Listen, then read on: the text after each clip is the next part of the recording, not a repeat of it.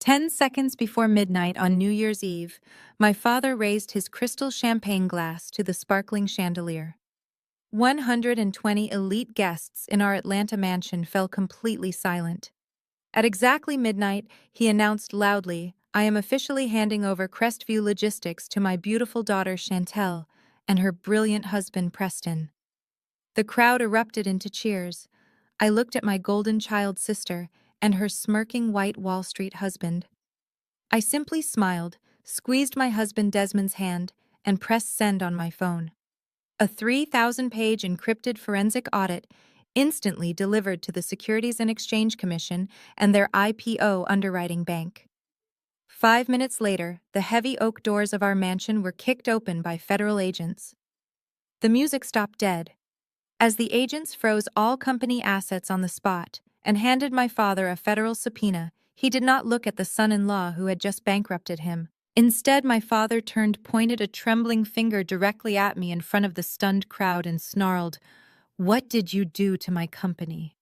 My name is Octavia, and at 32 years old, I just destroyed the empire my family built to save myself." Before I continue this story, let me know where you are watching from in the comments below. Hit like and subscribe if you have ever had to burn down a toxic family dynamic to protect your own peace. To understand how we got to a federal raid on New Year's Eve, you have to understand the illusion of my family. Crestview Logistics was supposed to be a shining beacon of Black excellence in the South. My parents, Jerome and Vivian, started it from a single delivery truck and built a multi-million-dollar empire. But behind the luxury cars and country club memberships was a family built on brutal conditionality. I was the older sister who asked too many questions.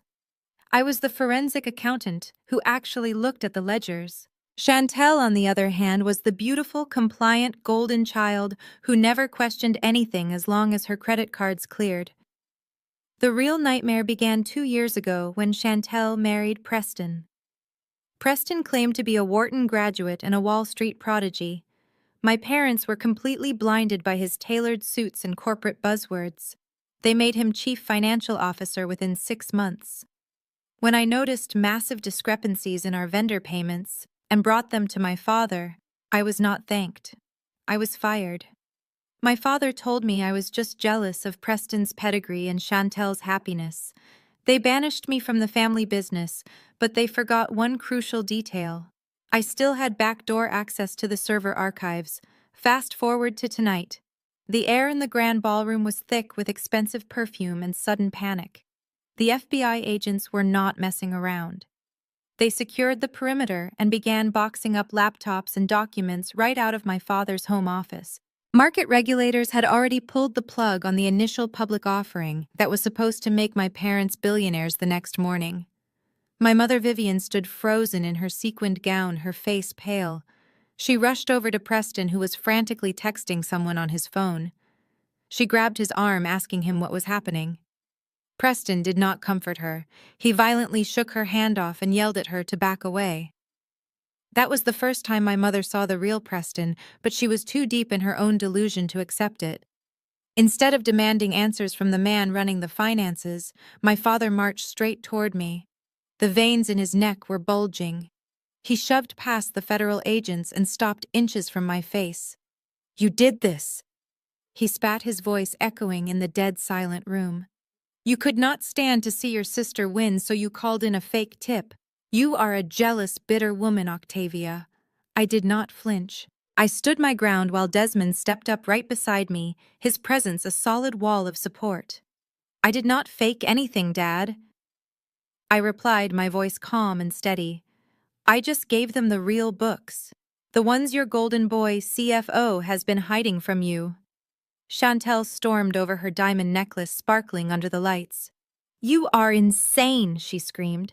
"Preston is a genius. He tripled our valuation. You are just a pathetic accountant who got fired." I pulled my phone from my clutch and held it up. "Would you like to hear how much of a genius he is?" I asked. I tapped the screen, and a high-quality audio recording echoed through the ballroom. It was Preston's voice, clear as day. "Yes, the Cayman account," he said on the recording. "Transfer the remaining $4 million before the audit committee meets. The old man has no idea. Just bury it under the shell company invoices. The entire room gasped. Mayors, pastors, and socialites started whispering frantically. I looked right at Preston, whose face had drained of all color. He looked like a ghost trapped in a tuxedo. I thought the recording would be enough to break the spell. I thought my parents would finally open their eyes and realize the son-in-law they worshipped was robbing them blind. But I underestimated the power of denial and pride in a family obsessed with image. My mother marched up to me, her eyes blazing with irrational fury. She raised her hand and slapped me hard across the face. The sharp crack echoed through the room. Desmond immediately stepped in front of me, blocking her from trying it again. "How dare you, my mother?" hissed, tears of rage streaming down her face. "You come into our home on the biggest night of our lives and embarrass this family. This is not over, Octavia. You will pay for this." The sting on my cheek matched the burning anger in my chest, but I refused to give my mother the satisfaction of seeing me break. Desmond stood firmly between us, his jaw clenched, his eyes locked on my father, who did nothing to intervene. I looked past my mother and stared directly at Preston. The federal agents were already carrying boxes of hard drives out the front doors, but Preston was not done fighting. He knew he had to control the narrative for my parents, or his entire house of cards would collapse. Preston quickly stepped forward, wiping sweat from his forehead, and reached into his leather briefcase resting on a nearby table. "Do not listen to her, Vivian," Preston said, his voice dripping with fake sincerity. He pulled out a thick stack of papers and held them up for my parents and the remaining guests to see. "This is a preliminary IT security report," he lied smoothly. "I had our tech team run a trace an hour ago when the system glitched. This report proves that Octavia used a backdoor IP address to hack our servers tonight. She planted fake debt ratios and generated an AI deepfake of my voice to sabotage the IPO. She did all of this out of pure jealousy because Jerome chose Chantel and me to run the company." Chantel gasped loudly and threw her arms around Preston's neck, looking at him like he was a martyr. "See, Daddy? I told you!" Chantel cried out, pointing a manicured finger at me. She could not stand the fact that she was fired and I was promoted. "She is trying to ruin my life." Any rational business owner would have looked at the FBI agents hauling away their servers and realized a simple IT report would not trigger a federal raid. But my parents were not rational. They were obsessed with their image and terrified of public embarrassment. My mother latched onto Preston's lie with desperate relief. She turned to the few remaining socialites in the room and forced a tight, unnatural smile. "It is an advanced tax strategy," my mother announced, her voice shaking but projecting across the room. "The Cayman accounts you heard about on that recording are perfectly legal corporate tax vehicles. Preston was simply restructuring our assets to protect our legacy, and Octavia manipulated the data to make it look like a crime. She is a sick, jealous girl who needs psychiatric help." I stared at the woman who gave birth to me, feeling a sickening wave of grief wash over me. She was willing to defend a white con artist over her own black daughter, just to keep up appearances. The lead federal agent approached my father and handed him a thick envelope. He informed Jerome that all company accounts were officially frozen, pending a full investigation, and advised everyone to leave the premises immediately. Desmond wrapped his arm around my waist and gently guided me out of the mansion. As we walked down the grand driveway, the cold night air hit my face. My phone began vibrating nonstop in my purse. It was a flood of hateful text messages from every aunt, uncle, and cousin who had been at the party. They called me a traitor, a bitter failure, and a disgrace to our community. Not a single one of them asked if I was okay. The sun came up on New Year's Day, casting a bleak gray light over Atlanta. Desmond and I had been awake all night, sitting at our kitchen island reviewing the backup files I had secured.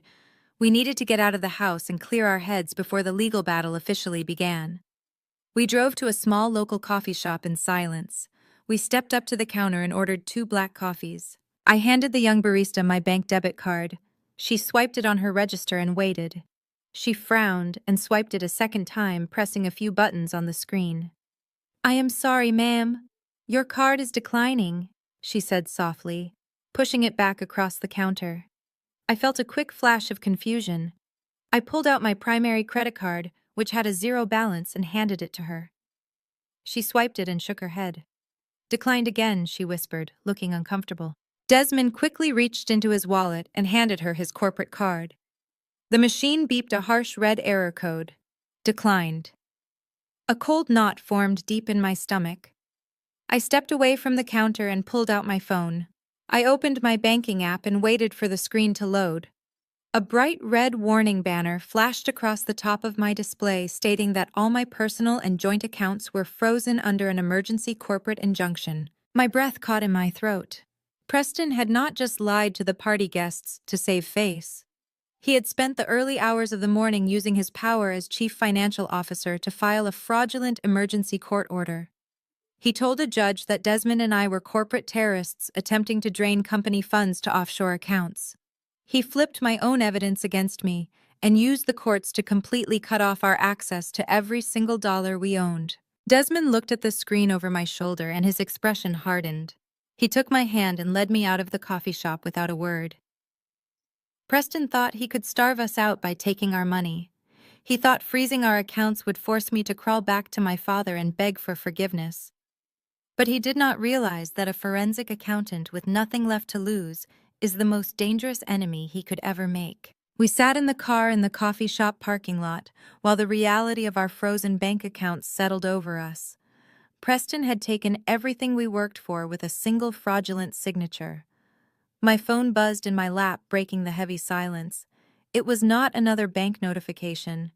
It was the massive family group chat that I had been part of since college.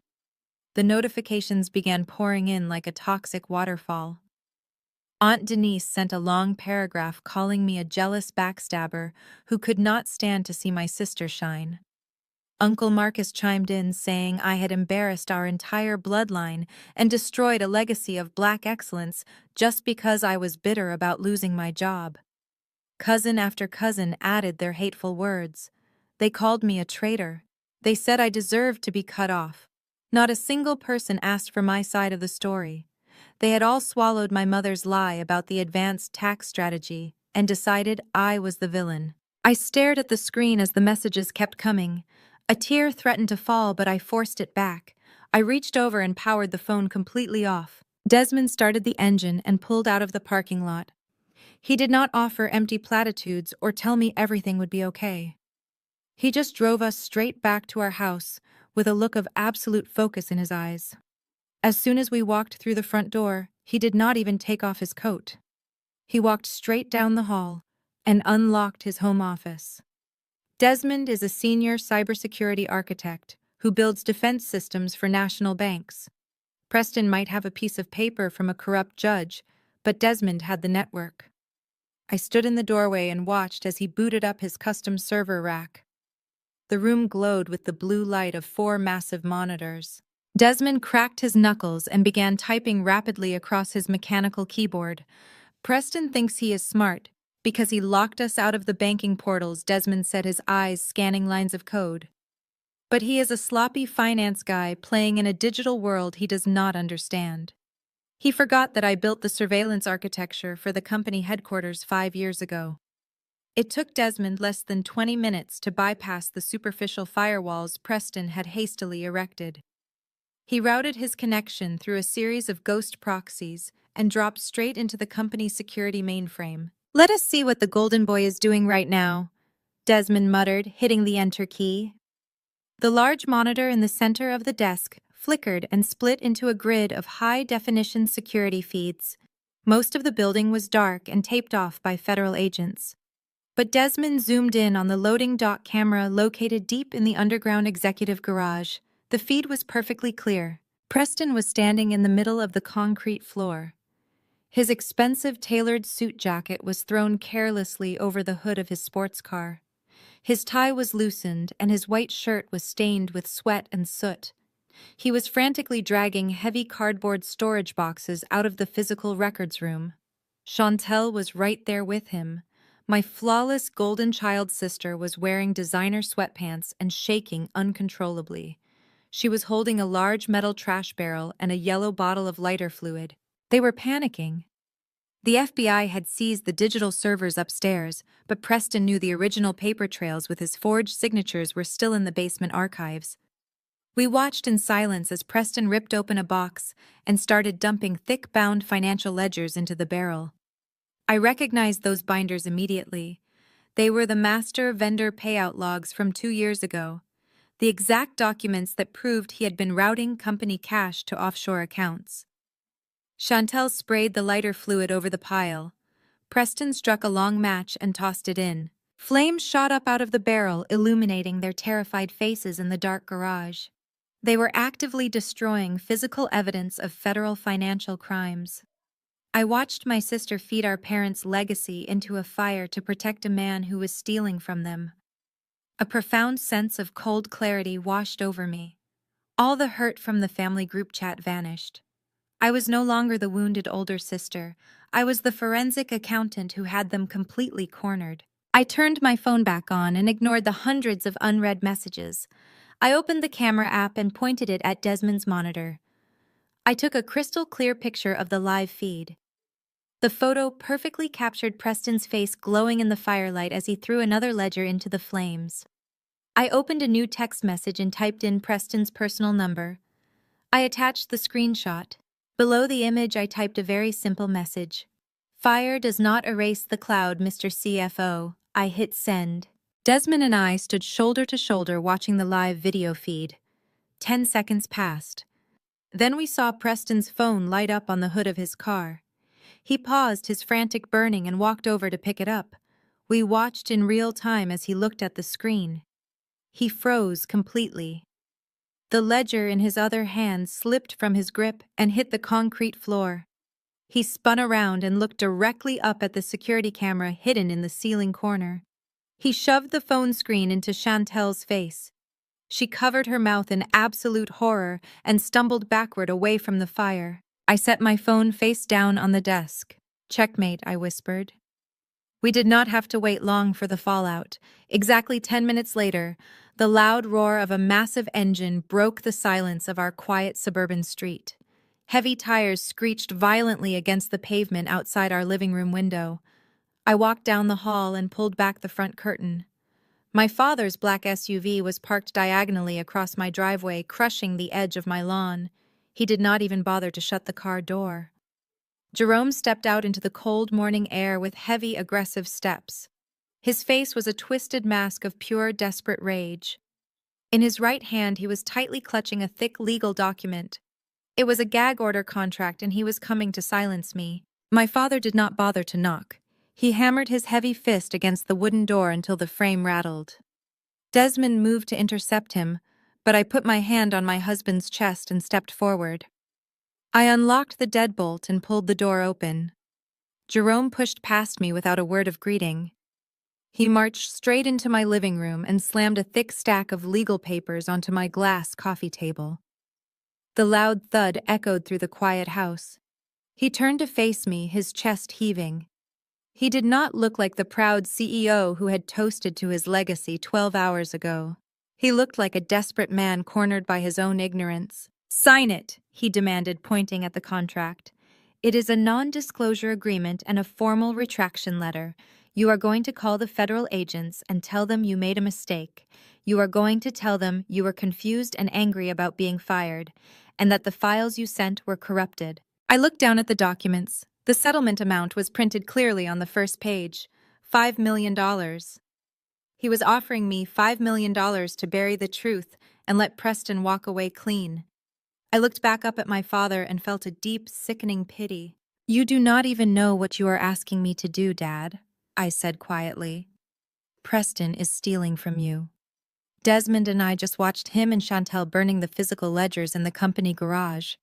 They are destroying evidence of federal crimes right now." Jerome waved his hand dismissively, ignoring everything I just said. $5 million, Octavia, he shouted. "That is more money than you and Desmond will make in a lifetime. Sign the paper, and we can put this ugly jealousy behind us." The IPO is paused, but the bank said they might reconsider if the SEC drops the investigation. You are ruining our family legacy over a petty grudge. I shook my head slowly. "There is no legacy left, Dad," I replied. I am not signing anything, and I am not lying to the federal government to save a white man who is robbing us blind.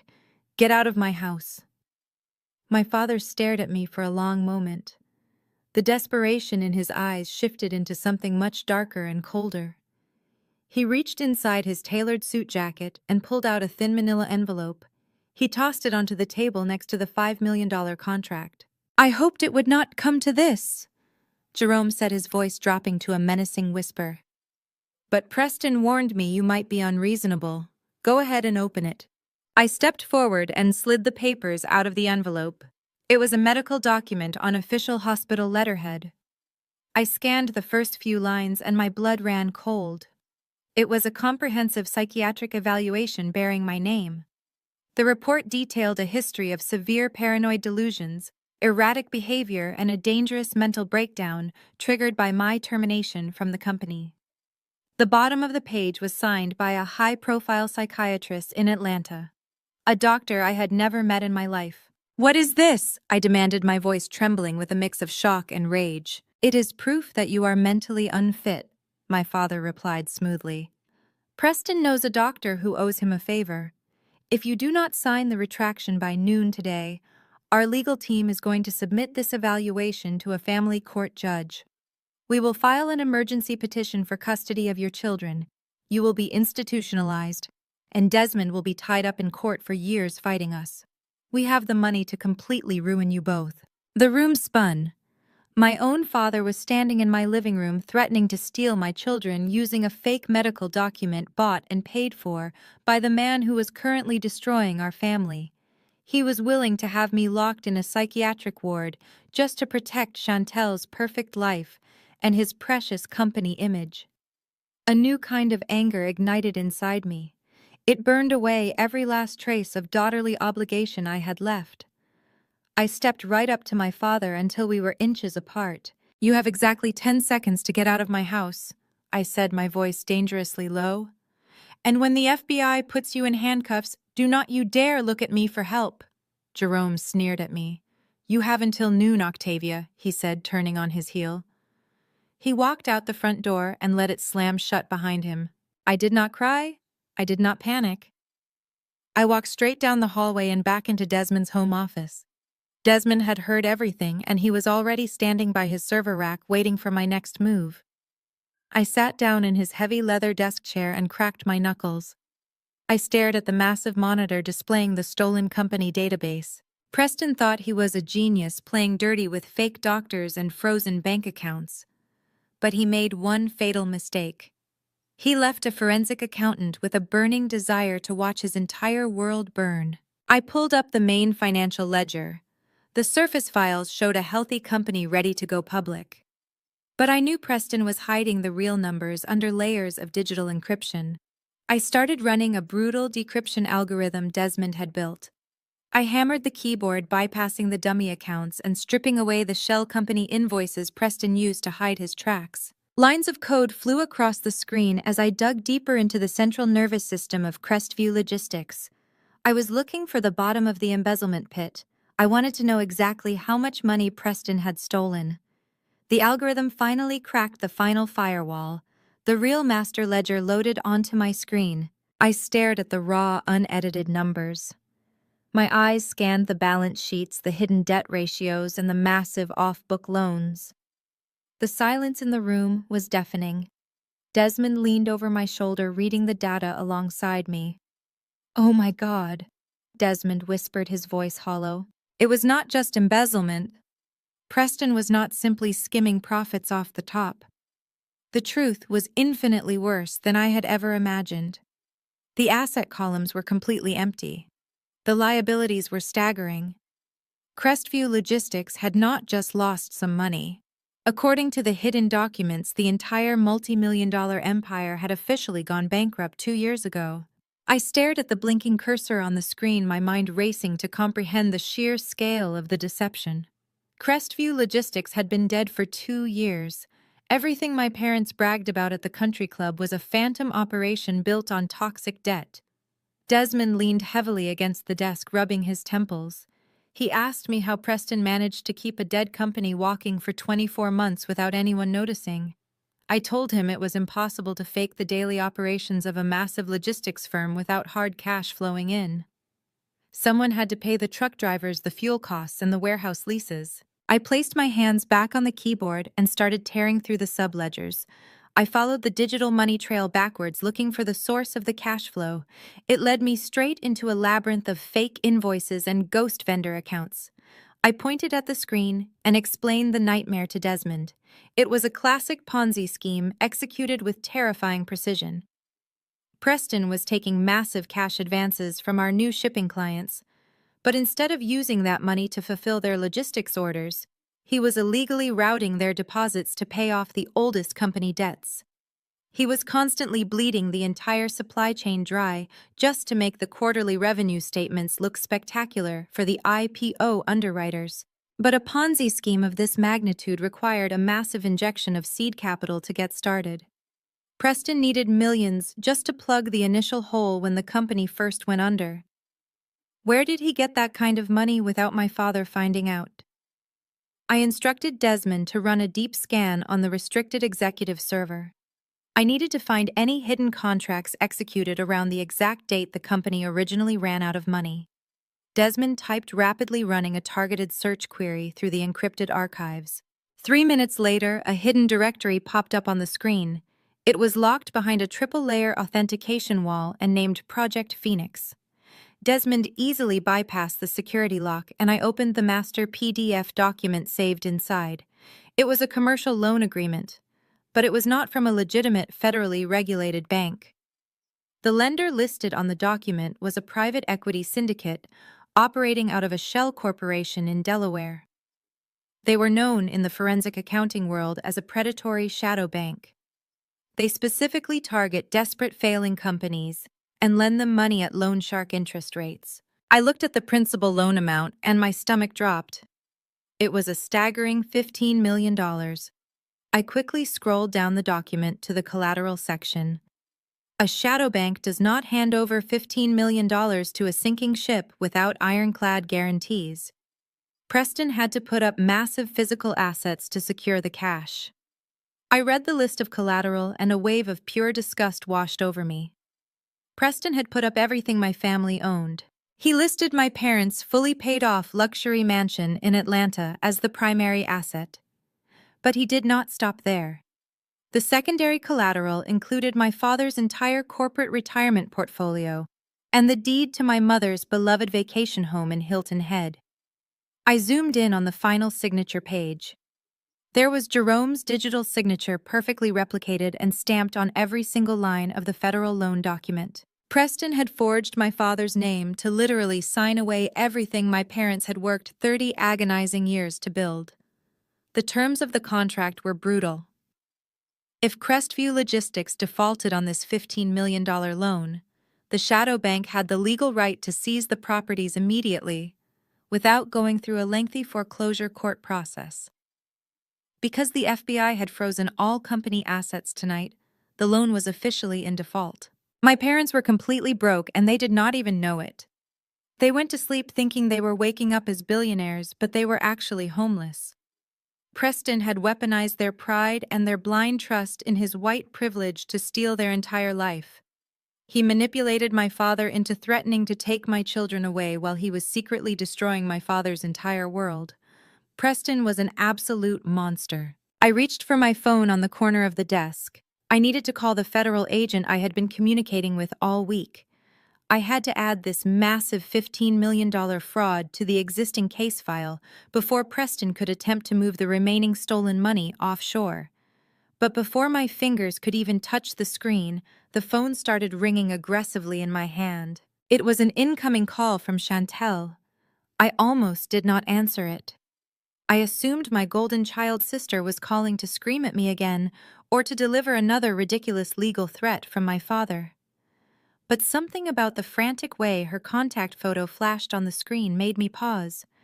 I pressed the green button, put the phone on speaker, and set it down on the desk between Desmond and me. The sound of hysterical, uncontrolled sobbing filled the quiet home office. Chantel was gasping for air, sounding like she was having a severe panic attack. I asked her what was wrong, keeping my voice completely flat and devoid of any sisterly sympathy. She cried harder, her voice trembling with absolute terror. "Octavia, please, you have to help me," Chantel begged through her tears. "Preston locked me out of his home office and now he is completely gone. His car is not in the driveway and he is not answering his phone." I did not care that her fraudulent husband had abandoned her, but her very next words made the blood freeze in my veins. "There are 3 strange men in black suits standing in my living room right now," Chantel sobbed. "And they are telling me they own my house." I told Desmond to grab the car keys immediately. We left the servers running and sprinted out the front door. The drive to the exclusive gated community where Chantel lived usually took 40 minutes, but Desmond pushed his car to the absolute limit and made it in 20. The neighborhood was eerily quiet, with its perfectly manicured lawns and massive stone mansions. But when we turned onto her street, the illusion of wealth and perfection was completely shattered. A large black transport van was parked aggressively across her pristine landscaping, crushing the imported flowers. The heavy double mahogany doors of her custom-built estate were propped wide open. Chantel was sitting on the bottom step of her grand staircase. She was wearing an oversized designer hoodie and shaking uncontrollably with her head buried in her hands. 3 massive men wearing dark suits and earpieces were standing on the porch holding thick legal clipboards. They were not FBI agents. They were private asset recovery specialists hired directly by the shadow bank in Delaware. Because Preston had officially triggered the default clause, the shadow bank had the legal right to secure the premises immediately. I walked up the driveway and stood squarely between my sister and the men. I did not care about Chantel or her toxic entitlement, but I was not going to let these corporate vultures intimidate her without knowing the exact legal boundaries. The lead agent stepped forward and showed me the default notice.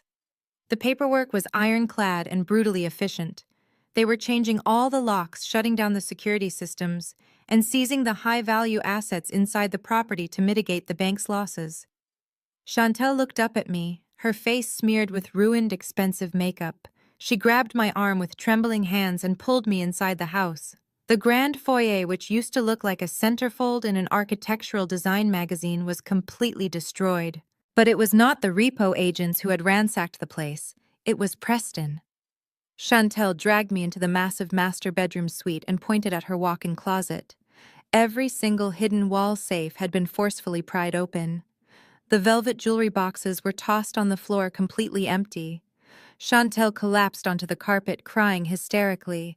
She told me she had taken her 5-carat custom diamond engagement ring off to take a quick shower, and when she came out, the ring was gone. Preston did not just abandon her to face the wrath of the federal government alone. He looted her on his way out.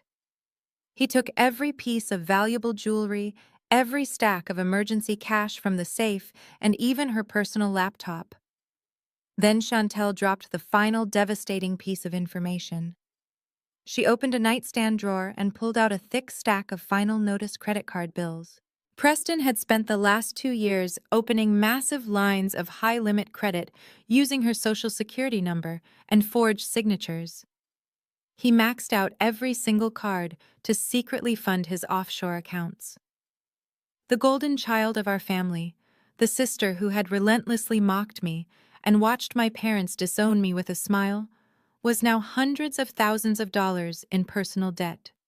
Her perfect, pampered life was gone forever, replaced by a financial nightmare she could never escape. While Chantel sobbed uncontrollably on the bedroom floor, Desmond ignored the emotional breakdown completely. He walked straight past us and headed down the long hallway toward the home office Preston used. I left Chantel crying in the ruins of her bedroom and followed my husband.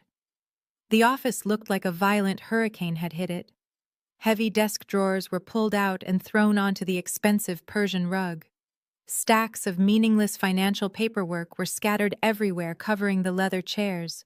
The primary wall safe behind the abstract painting was wide open and completely hollow. Preston had cleaned out everything of obvious value before he vanished into the night. But Desmond was a highly trained cybersecurity architect who understood how criminals thought and operated. He knew that a desperate man in a terrible rush always makes one fatal mistake. Desmond dropped to his knees and started knocking firmly on the wooden baseboards beneath the heavy mahogany desk. He moved his hands carefully along the underside of the lowest drawer, feeling the wooden framework for any inconsistencies. He stopped suddenly and pressed his thumb hard against a hidden mechanical latch. A small metallic click echoed loudly in the quiet room. A secret false bottom compartment dropped open from the base of the drawer. Desmond reached inside the dark space and pulled out a heavy, sealed, waterproof bag. He dumped the contents onto the clear surface of the desk. A cheap prepaid burner phone slid out, followed by several tightly banded stacks of thick foreign currency. And right in the middle of the money was a dark, navy blue passport. Desmond picked the small book up and flipped it open to the photo page. I leaned over his shoulder to look at the picture. The photo was definitely Preston smiling, with that exact same arrogant smirk he wore at the New Year's Eve party when my father gave him the company. But the name printed boldly next to his face was not Preston. It was a completely different identity. Desmond quickly pulled out his own encrypted phone and typed the unfamiliar name into a secure federal criminal database he had access to through his government contracts. A bright red warning banner flashed instantly across his screen. The man we knew as Preston was a total ghost. He was a highly wanted fugitive who had been running corporate bleed-out scams across 3 different states for the past 10 years. He specifically infiltrated wealthy, gullible families, married their daughters, gained absolute access to the corporate finances, and drained them completely dry before disappearing into thin air. My foolish image-obsessed parents had handed our entire family legacy over to a career criminal. I looked back down at the wooden desk. Underneath the discarded burner phone was a crumpled piece of heavy printer paper. I smoothed it out carefully and realized it was a confirmed flight itinerary. The fake Preston had booked a premium seat on an exclusive private charter jet. I checked the final destination, and my heart started hammering violently in my chest. He was flying directly to a country that had absolutely no extradition treaty with the United States. Once his plane landed in that foreign jurisdiction, the FBI and the SEC would never be able to touch him. I looked closely at the departure time printed at the very top of the ticket. The private flight was scheduled to take off from a remote airstrip outside the city in exactly 3 hours. I snatched the printed flight itinerary from the desk and shoved it into my pocket. We had exactly 3 hours before Preston vanished forever with my parents' entire legacy and my sister's stolen credit. I grabbed Chantel by the arm and pulled her up from the floor. She was completely numb, staring blankly at the empty safe. I told her there was no time to cry and that we had to leave right now. Desmond was already sprinting down the hallway toward the front door. We dragged Chantel out of the ruined mansion and shoved her into the back seat of Desmond's car. The engine roared to life and Desmond slammed his foot on the gas pedal. We tore out of the gated community and headed straight for the highway.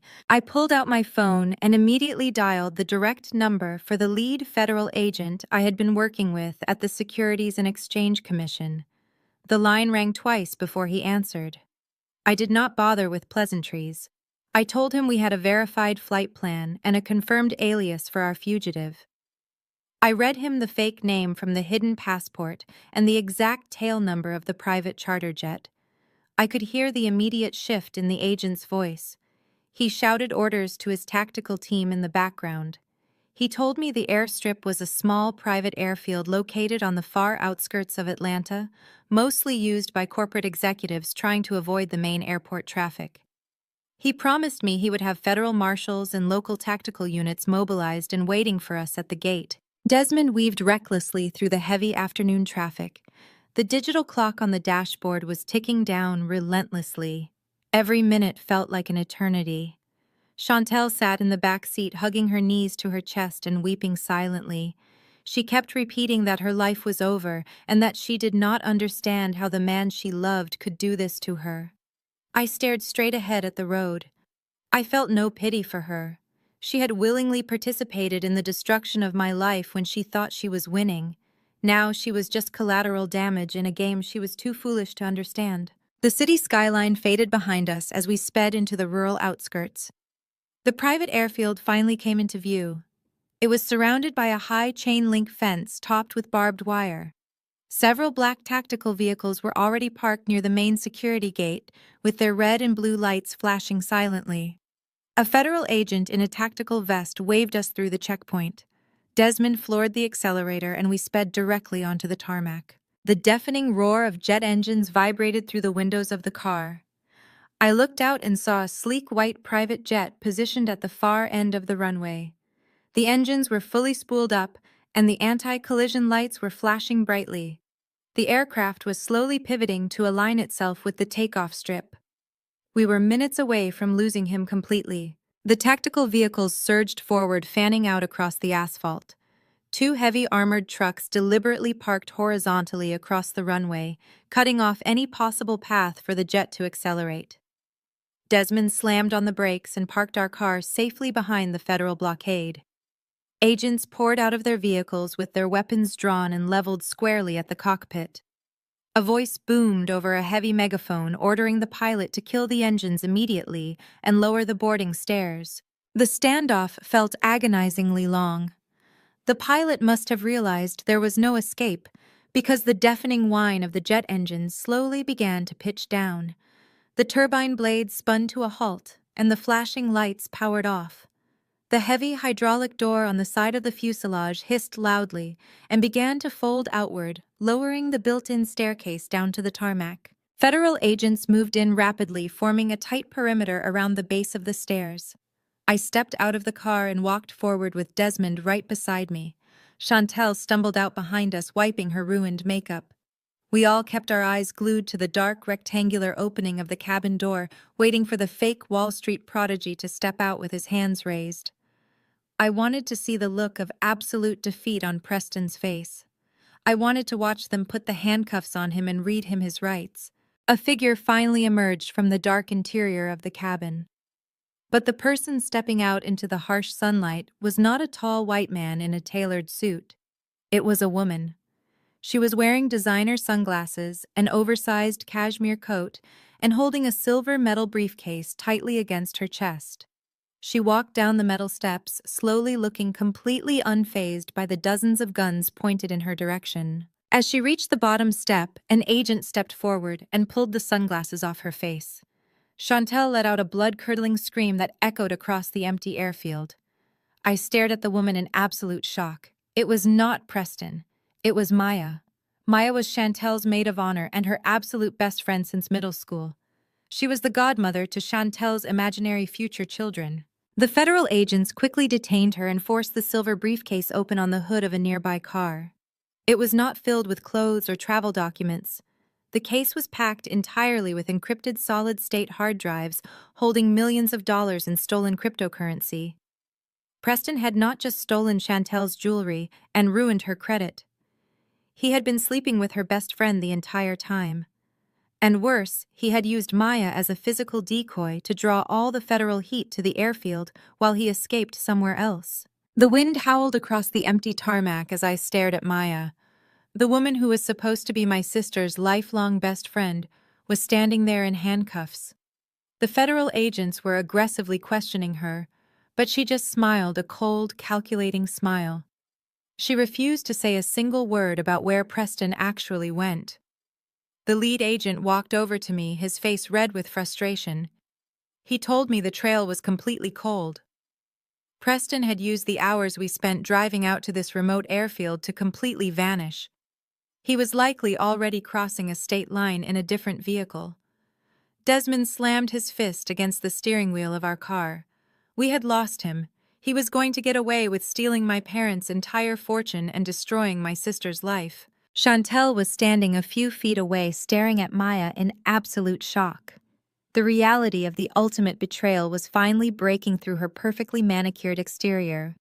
Her husband had not just stolen her money, he had been sleeping with her best friend, and they had planned this escape together. Chantel started breathing heavily, her chest heaving as a full panic attack set in. She took a few steps backward and suddenly started digging frantically through her expensive leather purse. She tossed designer lipstick and car keys onto the asphalt. Her hands were shaking so violently she could barely grip the items. I walked over and asked her what she was doing. She looked up at me with wide, terrified eyes, and her voice cracked as she spoke. She stammered out a confession that changed everything. 6 months ago, Chantel noticed Preston was coming home late, smelling like expensive perfume that was not hers. She suspected he was cheating on her, but she was too afraid to confront him and ruin her perfect marriage image. So she bought a small tracking device, an Apple AirTag. She used a seam ripper to open the inner lining of his custom leather briefcase, slipped the tracker deep inside the padding, and sewed it back up. It was the exact same briefcase he used to carry his forged financial documents, and the one he never left the house without. Desmond heard her, and his eyes widened. He practically ripped the phone out of her trembling hands. He opened the tracking application and bypassed her lock screen. The small digital map appeared on the display. A gray loading circle spun on the screen, trying to establish a connection with the hidden device. The tension on the tarmac was unbearable. The federal agent saw us gathered around the phone and walked over, demanding to know what we were looking at. For a long, agonizing moment, the screen stayed completely blank. Then a loud electronic ping echoed from the phone's speaker. The gray circle vanished and a bright green dot materialized on the map. Desmond zoomed in rapidly, swiping his fingers across the glass. All the color suddenly drained from his face. He looked up at me and told me Preston was not on a highway heading out of state. He was not at another private airport trying to catch a different flight. He was right back in the middle of downtown Atlanta. I looked closely at the screen. The glowing green dot was hovering directly over the precise GPS coordinates of the Crestview Logistics corporate headquarters, the massive building my parents built from nothing. I turned to the federal agent and told him Preston was back at the company. The agent looked thoroughly confused. He asked why a wanted fugitive would go back to a corporate building that had just been raided by the FBI 12 hours ago. The realization hit me like a physical blow to the chest. During the midnight raid, the agents had seized all the digital servers and locked down the executive suites, but they did not know about the hidden underground cash vault. When my father first started his logistics empire, he did not trust banks. He built a massive reinforced physical vault beneath the sub-basement of the headquarters to store emergency operational cash for the trucking fleets. Even after the company modernized, my father always kept millions in untraceable small bills down there, just in case of a disaster. Preston knew the federal agents had come and gone. He knew the building would be completely empty because every employee and executive had been locked out by the court order. He had used Maya and the private jet as a brilliant decoy to draw all the heavy federal manpower out of the city. While we were standing on this windy runway, he was casually walking into an empty building to empty the physical vault of every last dollar my family had to their name. We had to move immediately. The lead agent grabbed his shoulder radio and began shouting frantic orders to his dispatch, demanding tactical units converge on the downtown headquarters. Desmond shoved me and Chantel back into our car. He threw the vehicle into reverse tires, squealing against the asphalt, and we tore away from the airstrip, leaving Maya behind in federal custody. The drive back into the heart of Atlanta was a chaotic blur of speed and adrenaline. Desmond swerved through traffic, breaking every speed limit, while the distant sound of police sirens began to echo across the city. I sat in the passenger seat, clutching Chantel's phone with both hands. I stared intensely at the tracking application. The little green dot had not moved an inch. Preston was still down in the sub-basement, taking his time. He thought he had outsmarted everyone. He thought he had perfectly executed the ultimate corporate heist. He did not realize a scorned sister and a brilliant cybersecurity architect were coming straight for him. The sun was beginning to set, casting long, dark shadows across the towering city skyline. We took the final sharp turn onto the wide avenue where the Crestview Logistics building stood. Desmond pushed the accelerator to the floor, ready to pull right up to the front doors. But as the headquarters came into full view, my heart sank violently into my stomach. Desmond slammed on the brakes, throwing us forward against our seatbelts. The entire city block was swarming with activity, but it was not the kind we expected. The massive glass and steel building was completely surrounded by heavy steel barricades. Dozens of dark federal command vehicles were parked haphazardly across the manicured front lawn, blocking all access points. Bright yellow police tape was wrapped tightly around every single entrance, and heavily armed guards in tactical gear were standing shoulder to shoulder at the glass doors. The entire property had been turned into an impenetrable federal fortress, and Preston was trapped somewhere deep inside. I jumped out of the car before Desmond even put it in park. I ran straight toward the heavy steel barricades blocking the front entrance of the company. Two heavily armed federal agents immediately stepped forward and raised their hands, ordering me to step back. I did not retreat. I looked right at them and shouted my name. I told them I was the primary whistleblower who sent the 3,000-page encrypted audit to the Securities and Exchange Commission last night. A tall man in a dark suit walked out from behind the tactical vehicles. It was the lead SEC investigator I had been speaking with on the phone. He recognized my voice and ordered the guards to let me through. I quickly explained the situation. I told him the FBI had missed the most important room in the entire building during their midnight raid. I described the hidden sub-basement and the off-book physical cash vault my father had built decades ago. The investigator looked at the official building blueprints rolled out on the hood of his car. The vault was not on any of the schematics. He realized Preston was operating completely blind to the federal perimeter outside and was currently trapped underground. But there was one major problem. The vault was secured by an old-school biometric retinal scanner that only my father could open. The federal agents could blow the door, but it would take hours to bring in the heavy explosive equipment, and Preston might find a ventilation shaft to escape through. I turned around and scanned the chaotic scene behind the barricades. I spotted my parents immediately. Jerome and Vivian were sitting in the back of a black, unmarked federal SUV. They had been brought to the headquarters for official questioning regarding the frozen corporate accounts. They looked exhausted and humiliated. The SEC investigator walked over to the vehicle and opened the door. He ordered my father to step out and escorted both of my parents past the yellow police tape. My mother looked at me with absolute venom in her eyes, still believing I was the cause of all this misery. She had no idea she was about to watch her perfect white Wall Street savior get caught red-handed. The tactical team formed a tight wedge formation around us. We entered the dark lobby of the Crestview Logistics Building. The power had been cut by the feds, so the only light came from the bright, tactical flashlights mounted on the agents' rifles. We bypassed the main elevators, and I led them toward an unassuming maintenance door, tucked behind the security desk.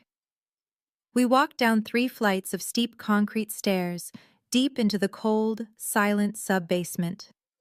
The air grew heavy and damp. We finally reached a long, narrow corridor that ended at a massive, polished steel vault door. The heavy door was already cracked open about 2 inches. Preston had somehow managed to bypass the biometric lock using my father's stolen master access codes.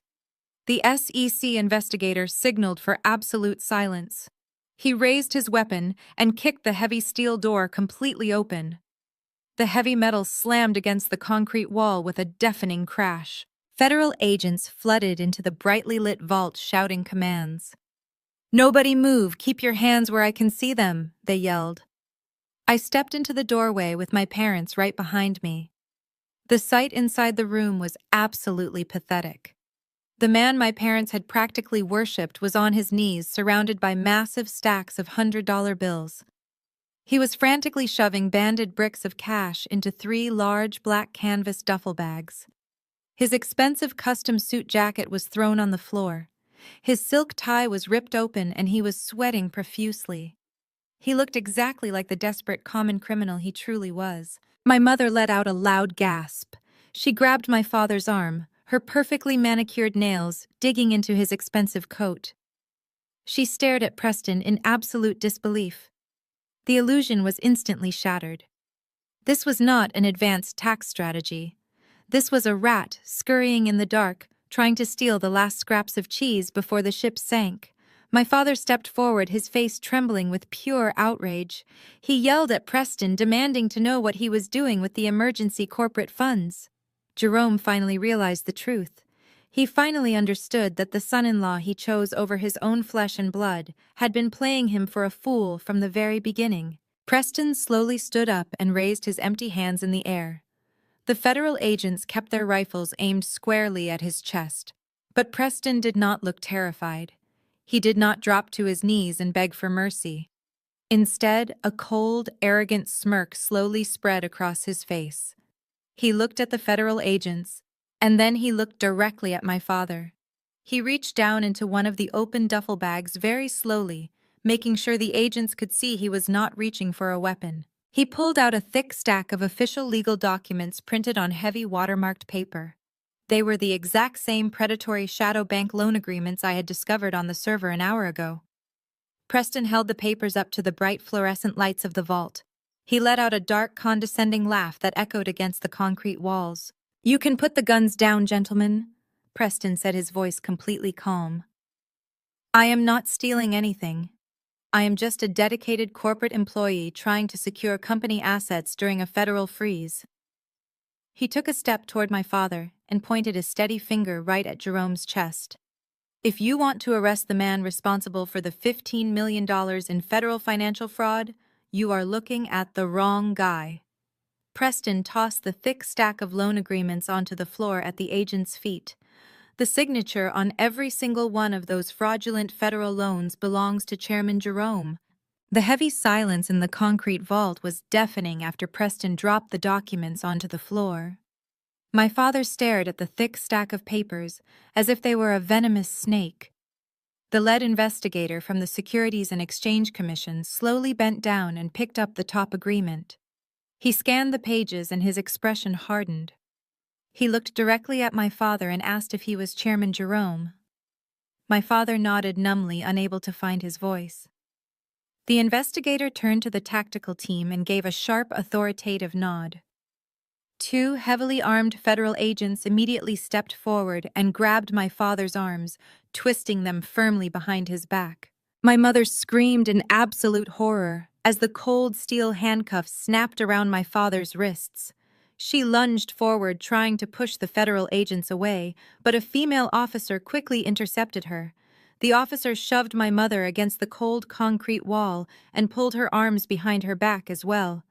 "You have the right to remain silent," the lead agent recited, his voice echoing loudly in the enclosed underground space. "Anything you say can and will be used against you in a court of law." Vivian sobbed uncontrollably, her expensive designer gown scraping against the dirty floor as they locked the heavy cuffs on her wrists. Preston just stood there with his hands raised, smiling that arrogant, sickening smile. He knew he was going to federal prison, but he was making sure to take the proud founders down with him. The agents marched all three of them out of the vault and up the steep concrete stairs. Desmond and I followed closely behind, flanked by the SEC investigator. As we reached the main lobby, the heavy glass doors of the headquarters slid open, and a wall of noise hit us. The scene outside had completely exploded into chaos. The flashing blue and red lights of dozens of police cruisers illuminated the dark street. But it was not just law enforcement waiting for them on the lawn. Someone inside the department had tipped off the local news stations. Several white vans with massive satellite dishes were parked aggressively along the curb. News anchors were standing on the grass holding microphones, while cameramen rushed forward with glaring spotlights. This was the ultimate nightmare for my image-obsessed parents. They had spent 30 years cultivating a flawless reputation of wealth and success in the elite social circles of Atlanta. They paid thousands of dollars for public relations experts to keep their names spotless in the media. Now they were being paraded out of their own corporate headquarters in handcuffs on live television.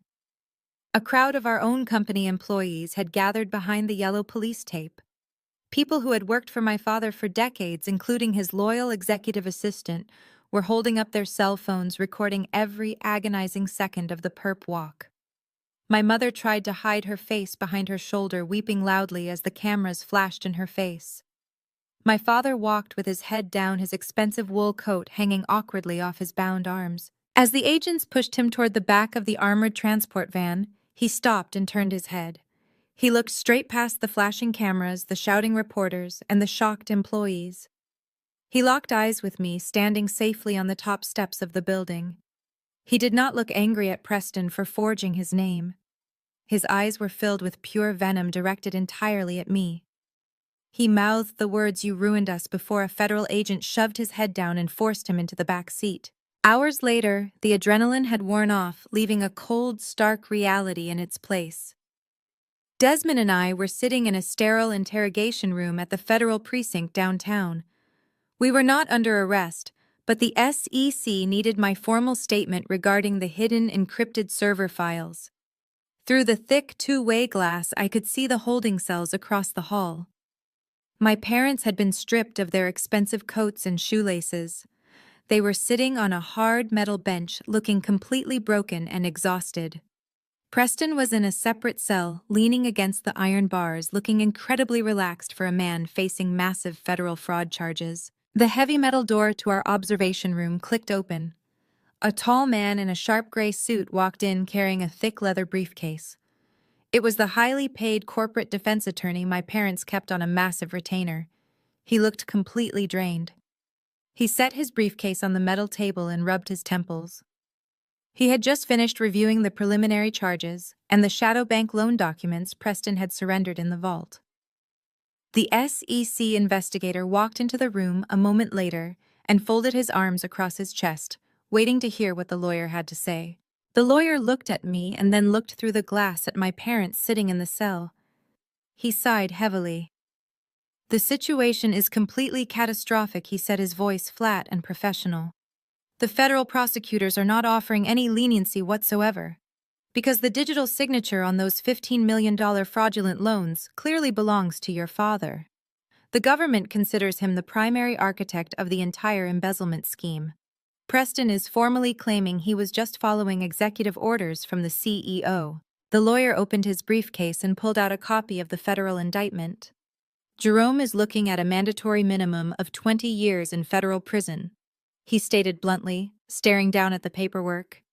"Vivian is looking at 10 years as a co-conspirator because her name is on the seized property deeds used as collateral. My parents were going to die in a concrete cell. There is only one possible way to introduce reasonable doubt and save them." The lawyer continued, leaning heavily against the metal table. "We need to prove beyond a shadow of a doubt that those digital signatures were mechanically forged and placed on those documents without Jerome's knowledge. But the federal prosecutors will not accept a generic IT report from a hired tech firm," he explained. "The only way a federal judge will dismiss the primary fraud charges against your father is if a certified forensic accounting expert takes the stand under oath and officially testifies that the internal corporate servers were manipulated." The room went completely silent. The SEC investigator looked at me. Desmond shifted in his chair and looked at me. The lawyer slowly turned his head and locked his desperate, pleading eyes directly on mine. All eyes in the room were suddenly fixed on the very same daughter they had fired, disowned, and thrown away. The heavy silence in the observation room felt like it was suffocating everyone except me. The high-paid corporate lawyer was sweating through his expensive gray suit, waiting for my answer. He wanted me to get on a federal witness stand and lie under oath to save the very man who tried to destroy my life just a few hours ago. I looked at the lawyer and then at the SEC investigator. I told them I wanted to speak to my parents directly. I wanted to look them in the eye before I made any decisions about their future. The investigator nodded slowly. He told me he could arrange a supervised meeting in an interrogation room, but warned me that every word spoken would be recorded and added to the federal case file. I told him that was exactly what I wanted. A few minutes later, a female officer escorted me down the bleak cinder-block hallway. She unlocked a heavy metal door and let me step inside. The interrogation room was freezing cold and smelled of stale coffee and industrial bleach. There were no windows, just a single fluorescent light buzzing loudly overhead. My parents were sitting on the opposite side of a scarred steel table. They looked completely unrecognizable. The proud founders of Crestview Logistics, the king and queen of Atlanta high society, were reduced to two terrified elderly people in standard-issue orange jumpsuits. Their designer clothes were gone. My mother's expensive jewelry had been confiscated. My father's perfectly styled hair was a messy gray tangle.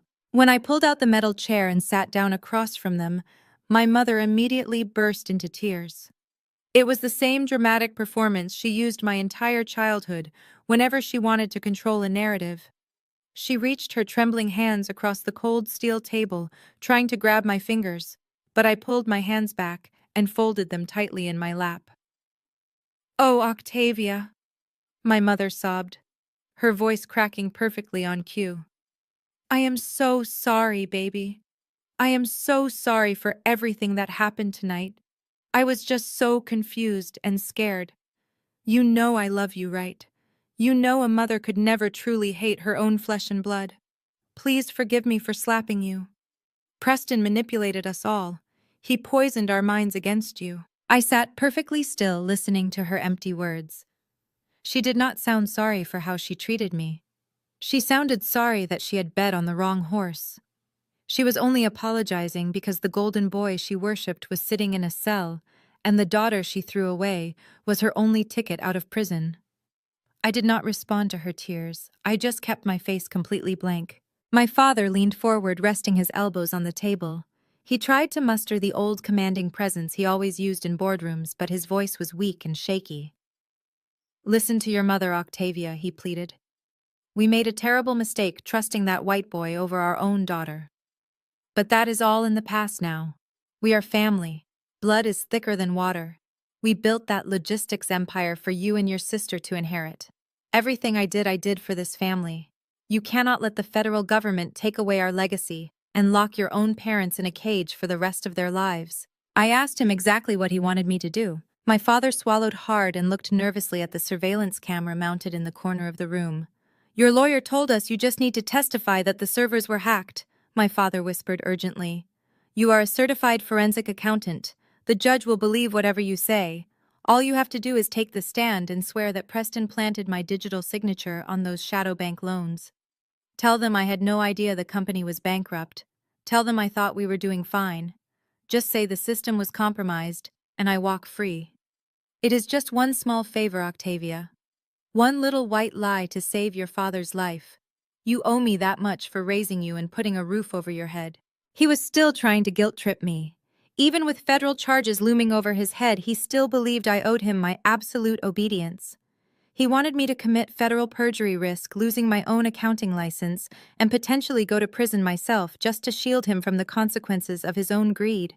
I reached into the leather bag I had brought into the room and pulled out a thick manila folder. It contained the printed forensic documents Desmond and I had decrypted back at our house. I placed the folder on the steel table and slowly slid it across the surface until it touched my father's handcuffed wrists. "I am not going to commit perjury for you, Dad," I said, my voice completely steady and cold. "Because I know exactly what you did." My father's eyes widened. He looked down at the folder, but his hands were trembling too much to open it. I opened it for him. I flipped to the first page, which showed a side-by-side timeline of the corporate bank accounts and his personal spending habits. "You want me to tell a federal judge that Preston stole your signature?" I asked, leaning forward. "You want me to swear that you had no idea the company was taking massive loans from a predatory shadow bank? But the math does not lie, Dad. The numbers tell a very different story." I pointed to a specific highlighted date on the financial ledger. 18 months ago, the shadow bank wired the first installment of $3 million into the corporate account to keep the logistics company afloat. 3 days after that wire transfer hit, you personally authorized a withdrawal of $400,000. You did not use it to pay the trucking vendors. You used it to buy a brand new custom Bentley. I flipped to the next page. 6 months ago, another $2 million came in from the shadow bank. The very next week, you and Mom bought a luxury yacht and paid for a massive country club renovation in cash. My mother stopped crying instantly. The blood drained completely from her face. She looked at my father in absolute terror. "Preston did not forge your signature on those loans." I continued, my voice rising slightly. You knew exactly what you were signing. You knew the company was completely bankrupt 2 years ago. But instead of admitting failure and downsizing, you decided to borrow millions of dollars in illegal shadow loans just to maintain your fake billionaire lifestyle. You let Preston run his Ponzi scheme to keep the cash flowing so you and Mom could keep pretending you were the king and queen of Atlanta. You sold your own house, your retirement, and your company just to buy luxury cars and keep up appearances. My father opened his mouth to speak, but no words came out. He was completely trapped. The arrogant CEO was finally exposed not just to the federal government, but to his own daughter. He could not blame Preston for everything anymore. "You thought you could throw me away because I asked too many questions," I said, standing up from the metal chair. "You thought you could replace me with a white con artist who told you exactly what you wanted to hear. You were willing to let him take my children away this morning just to protect this pathetic lie. You dug your own graves and now you are going to rot in them." I turned my back on them and walked toward the heavy metal door. I knocked twice and the officer outside immediately unlocked it. As I stepped out into the hallway, my mother's fake tears turned into genuine screams of despair, but I did not look back. I walked down the long, sterile hallway of the precinct, leaving my mother's screams echoing behind me. I felt no guilt and no regret. I walked straight back into the observation room where Desmond and the SEC investigator were waiting. I told them I was done playing games and I would not be testifying on behalf of my parents. The investigator nodded and said the federal prosecutors were already moving to the next phase of the investigation. He pointed through the two-way glass into the adjacent interrogation room. A female officer was escorting my sister Chantel into the small gray room. The golden child looked completely shattered. They had confiscated her designer hoodie and forced her into the same standard-issue orange jumpsuit my parents were wearing. Her expensive hair extensions were tangled, and her face was pale and streaked with dried tears. She sat down at the metal table, trembling uncontrollably. A senior federal prosecutor walked into the room carrying a thick stack of files. He did not look at her with the same adoration and leniency my parents always gave her. He looked at her like she was just another criminal accessory. He slammed the files onto the table, making Chantel jump in her seat. He sat down across from her and laid out the brutal reality of her situation. He told her that Preston had opened multiple offshore accounts and shell companies using her social security number and forged signatures. But because she had actively enjoyed the millions of dollars in stolen funds, buying designer clothes, taking lavish vacations, and living in a seized mansion, the federal government considered her a willing participant in the massive Ponzi scheme. Chantel started crying hysterically, begging the prosecutor to believe that she knew nothing about the logistics company or the shadow bank loans. She swore she thought Preston was just a genius investor who was making smart trades on Wall Street. The prosecutor leaned back in his chair and crossed his arms. He told her ignorance was not a valid legal defense when she was driving a stolen luxury vehicle and wearing stolen diamonds. He explained the federal sentencing guidelines to her in a cold, monotonous voice. He told her she was facing 5 to 10 years in a minimum security federal prison for conspiracy and wire fraud. Chantel stopped crying. Pure animal panic took over her face. She looked at the stark concrete walls and the locked metal door. She asked him if there was any way she could avoid going to jail. She told the prosecutor she could not survive in prison, that she had a sensitive skin condition, and that she would do absolutely anything to stay out of a cell. This was the moment of truth. The prosecutor leaned forward and slid a single sheet of paper across the metal table.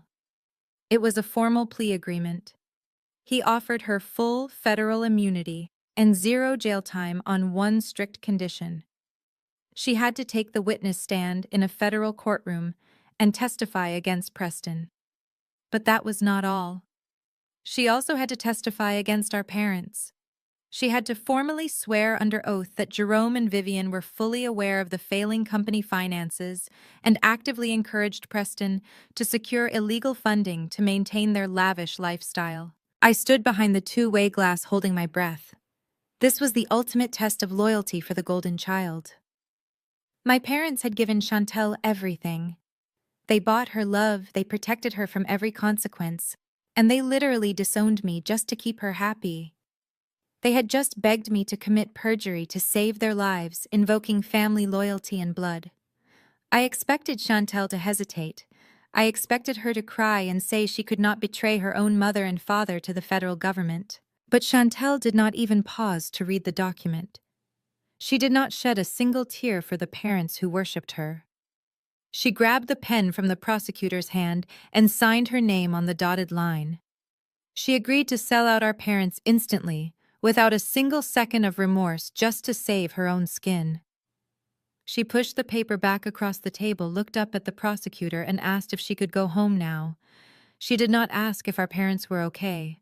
She did not ask what would happen to the father who built an entire empire just to hand it to her. She only cared about herself. I turned away from the glass, feeling disgusted but entirely unsurprised. The golden child was exactly the monster my parents had raised her to be. They cultivated her selfishness, and now it was going to put them in a federal penitentiary. The SEC investigator collected his files and told us we were free to go home for the night. He said the prosecutors had everything they needed to secure a conviction against the entire family now that Chantel had flipped. Desmond put his arm around my shoulders and we walked out of the observation room, heading toward the main precinct lobby. As we walked past the holding cells, a sudden commotion erupted down the cell block. We heard heavy boots hitting the concrete floor as multiple police officers and federal agents ran down the corridor. An alarm buzzer sounded loudly, echoing off the cinder block walls. Desmond and I stopped walking and looked down the long hallway. The high-paid corporate defense attorney was standing outside my father's holding cell, looking absolutely terrified. He had just returned from a brief meeting with the prosecutors where he was informed about Chantel's immunity deal. He had made the fatal mistake of walking straight to the cell and telling my father that his favorite daughter had just signed a cooperation agreement to be the star witness for the federal prosecution. My father could not handle the truth. He could handle the FBI raid. He could handle the public humiliation, the loss of his mansion, and the frozen bank accounts. He could even handle the prospect of a trial. But the realization that his precious golden child, the daughter he had sacrificed my entire relationship for, had thrown him to the wolves without a second thought, was the final blow that completely broke him. Through the iron bars of the cell, I saw my father clutching his chest. His face had turned a deep, violent shade of purple. He staggered backward, gasping desperately for air that would not reach his lungs. He collapsed onto the cold concrete floor, his eyes rolling back in his head. Officers fumbled with their heavy keys, shouting frantically to unlock the cell door. Paramedics were called over the precinct radio. The entire holding area descended into absolute chaos. My mother started screaming from the adjacent cell, pounding her fists against the iron bars as she watched her husband dying on the floor. I stood at the end of the hallway, safe in my husband's arms, and watched the empire finally draw its last breath. My father did not die on the cold concrete floor of the precinct holding cell. The paramedics managed to restart his heart and rushed him to the nearest federal medical facility. He spent 3 agonizing days chained to a hospital bed under 24-hour armed guard. The doctors stabilized his physical heart, but the man who woke up was completely broken. The arrogant billionaire CEO was gone. In his place was a frail, elderly man facing the absolute ruin of his entire existence. While my father was recovering under fluorescent hospital lights, my mother was transferred to the general population block of the county jail. For 3 nights, Vivian, the woman who used to complain if her luxury hotel suites did not have the right imported silk sheets, slept on a thin plastic mattress surrounded by concrete and steel. Fast forward to the end of the week. Desmond and I walked up the wide marble steps of the federal courthouse in downtown Atlanta. The air was thick with the humid Georgia heat and the flashing cameras of the local press. The news of the Crestview Logistics collapse had become a massive media spectacle. The brilliant logistics empire built by Black excellence had been destroyed from the inside by a white con artist and a family blinded by their own toxic pride. We pushed past the reporters without saying a single word and made our way through the heavy metal detectors. We walked into the grand federal courtroom and took our seats in the second row of the wooden gallery benches. The heavy oak doors at the front of the courtroom swung open. A collective gasp echoed through the gallery as my parents were brought in by federal marshals.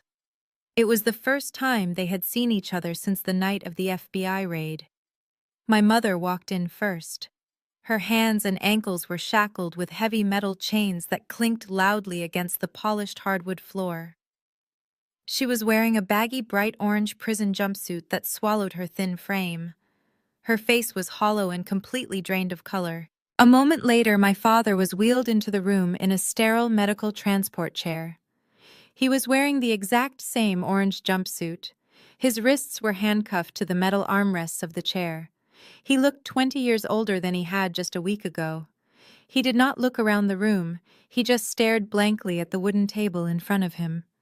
They were seated next to their expensive corporate defense attorney, who looked incredibly anxious shuffling through his legal pads.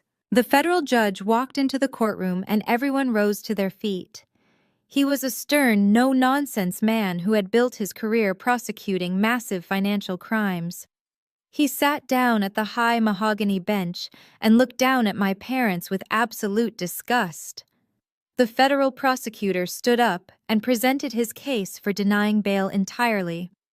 He detailed the massive $15 million shadow bank loans, the forged signatures, the offshore shell companies, and the private jet charter Preston had tried to use to escape. The prosecutor argued that because my parents had access to hidden international accounts, they were an extreme flight risk. The defense attorney scrambled to his feet. He passionately argued that my father was in critical medical condition and would not survive awaiting trial in a federal penitentiary. He argued that my mother was a prominent community figure with deep roots in Atlanta and no criminal record. He practically begged the judge to show mercy to two elderly founders who had simply trusted the wrong son-in-law. The judge listened in silence. He reviewed the medical files regarding my father's heart attack and the plea agreement signed by my sister Chantel. Finally, he leaned forward and delivered his ruling. He stated that due to my father's severe medical emergency, he would not deny bail completely. However, given the staggering amount of money missing and the severity of the federal fraud charges, the bail conditions would be exceptionally punitive. The judge slammed his wooden gavel down and set the bail at $2 million for my father and $2 million for my mother. A total of $4 million in liquid assets was required to keep them out of a federal holding cell pending their criminal trial. My mother let out a small, desperate sob and buried her face in her shackled hands. The defense attorney slumped back into his leather chair. It was an impossible sum for them to pay. Every single penny of the Crestview Logistics corporate accounts had been seized by the federal government. Every personal bank account my parents owned was frozen by the SEC. Their luxury mansion was in the possession of the shadow bank. Their retirement funds were completely gone. Chantel was deeply in debt and preparing to testify against them. They had absolutely nothing left. The defense attorney turned around in his chair and looked desperately over the wooden barrier into the gallery. He locked eyes with me. He knew that the emergency injunction Preston had filed against Desmond and me had been lifted the moment Preston was arrested for federal fraud. He knew that Desmond and I had our own independent wealth built through years of our successful careers in tech and forensic accounting. He knew that if we liquidated our stock portfolios and leveraged the equity in our own home, we could theoretically secure the $4 million bond. The attorney stood up and rushed over to the wooden railing separating the defense tables from the gallery audience. He leaned over and pleaded with me in a frantic whisper. "Octavia, please," he begged, his face dripping with sweat. "You have to post the bond. Your father will die in that medical ward if he stays locked up. Your mother is completely falling apart. You are the only person left in the world who can afford to save them. If you do not write that check right now, the marshals are taking them straight back to the county jail." I looked past the frantic lawyer and looked at my parents. My mother turned her head slowly and looked at me. Tears were streaming down her face, and her eyes were filled with silent, desperate pleading. She was silently begging the daughter she had slapped and disowned to sacrifice everything to save her.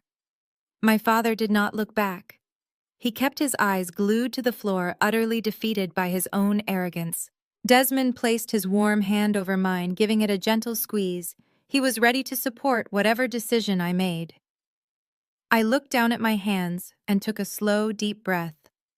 I stood up from the hard wooden bench. I did not reach into my purse for my checkbook. I did not look at the defense attorney. I stepped out into the center aisle, walked past the wooden railing, and stepped right up to the official podium directly in front of the federal judge. The entire courtroom fell dead silent as I looked up at the bench and asked the judge for permission to speak on the official record. The judge peered down at me over his silver reading glasses and nodded slowly, granting me the floor. He asked me to state my name and my relationship to the defendants for the court reporter. I stood tall and gave him my full name, stating clearly that I was the biological daughter of Jerome and Vivian. A collective sigh of relief washed over the defense table. The high-priced corporate lawyer actually smiled and wiped a thick bead of sweat from his forehead. My mother let out a loud gasp of profound gratitude, pressing her shackled hands against her chest. Even my father lifted his head, his eyes suddenly filled with a desperate glowing hope. They all thought I had stepped forward to write the massive check. They truly believed the obedient daughter they had abused and discarded had finally returned to save them from the consequences of their own actions. I looked directly at the federal judge, keeping my posture perfectly straight and my expression completely unreadable. "Your Honor," I said, my voice projecting clearly and echoing across the vast, silent courtroom. "The defense attorney just told this court that I am the only person left in this family who has the financial means to post the $4 million bail for these two individuals. He is absolutely correct about my financial status. However, I did not step up to this podium today to offer my personal assets to the court.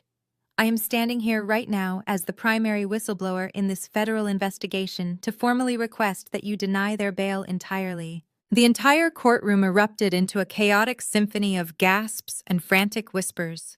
The defense attorney jumped to his feet, his face turning a deep, violent shade of crimson.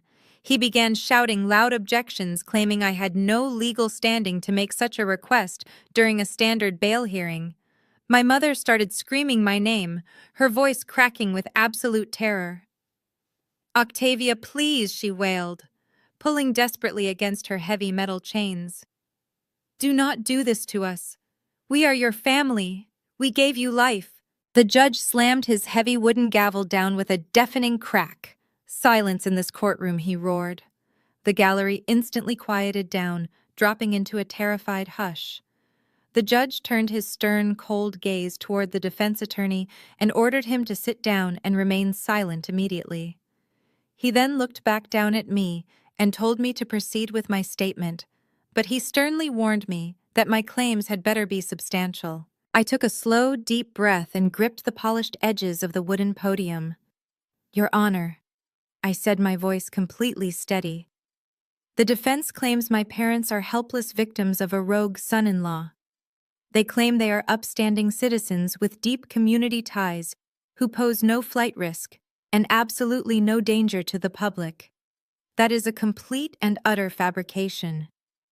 Less than 48 hours ago, the man sitting in that medical transport chair came to my private residence. He did not come to apologize for the massive financial crimes he committed. He came to directly intimidate a federal witness."